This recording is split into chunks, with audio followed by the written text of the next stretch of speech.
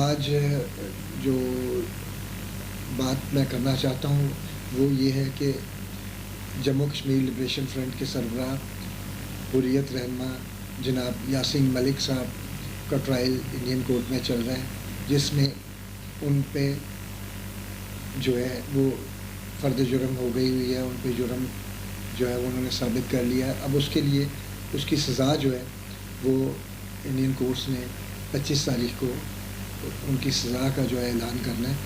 آج بھی یاسین ملک صاحب کے کا جو ہے نا وہ کورٹ میں جو ہے وہ ویڈیو کانفرنس کے ذریعے شامل کیا گیا تھا انہیں، اور آج بھی ان سے سوالات کیے گئے۔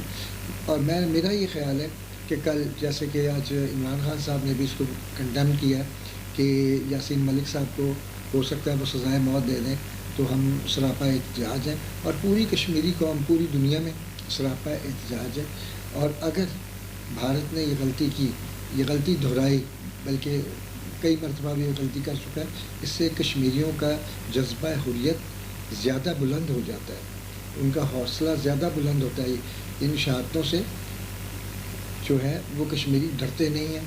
کشمیریوں نے اتنے مظالم خود پہ برداشت کیے ہیں کہ جس کی تاریخ میں مثال نہیں ملتی۔ اس سے پہلے مقبول بٹ صاحب کو بھی تہاڑ جیل میں پھانسی دی گئی، ان کا قصور بھی یہ تھا کہ وہ کشمیر کی آزادی اور کشمیر کی انڈیپینڈنس کی بات کرتے تھے۔ اس کے بعد افضل گورو، ہم اس لیے انڈین حکومت پر، انڈین عدالتوں پر بھروسہ نہیں کر سکتے کیونکہ ماضی میں انہوں نے ایسے فیصلے دیے کہ جس میں کہ افضل گورو صاحب پر ٹرائل چلا، سپریم کورٹ نے انہیں سزائے موت دی، اور حکم میں لکھا کہ افضل گورو پہ ڈائریکٹ کوئی جرم ثابت نہیں ہوتا، لیکن ہم بھارتی ضمیر کو مطمئن کرنے کے لیے، بھارتی ضمیر کو مطمئن کرنے کے لیے انہیں سزائے موت دے رہے ہیں۔ اور افضل گورو صاحب کو بھی جو ہے وہاں پہ سزائے موت دی گئی اور تہاڑ جیل میں ہی دفن کیا گیا۔ یہ مقبول بٹ صاحب کی لہد بھی وہی ہے۔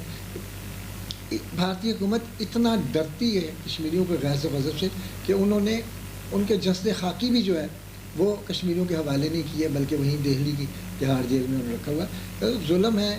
دیکھیں، یاسین ملک صاحب کی شادی کو 11 سال ہو گئے، اور اس میں 8 سال کا عرصہ ایسا گزرا کہ انہیں اپنی بیوی بچی سے ملنے نہیں دیا گیا، انہیں کہ اجازت نہیں دی گئی کہ ان کو ان کی بچی سے اور بیوی سے ملا۔ اس کے آپ دیکھ لیں کہ کلبھوشن یادو یہاں پہ ہے، انڈیا کے کونسلر تک کو اس میں رسائی دی گئی، اس کے اہل خانہ کو ملاقات کی اجازت دی گئی، اور ہر طرح سے مطلب اس کے قانونی طریقے سے بین الاقوامی کورٹس میں بھی مقدمہ اس کا جو لڑا گیا۔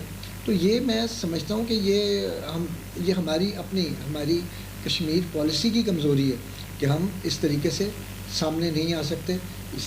اگر مطلب یہ آپ سوچیں کہ ہم پاکستان معاشی طور پہ طاقتور ہوگا اور فوجی طور پہ طاقتور ہوگا، اقتصادی طور پہ طاقتور ہوگا، تو پھر کشمیریوں کی حمایت کرے گا اس لیول پہ، جیسے کہا جاتا تھا کہ ہم آخری گولی تک لڑیں گے۔ کیمرہ مین فرحان شیخ کے ساتھ Arshad Ansari, city one news, Lahore.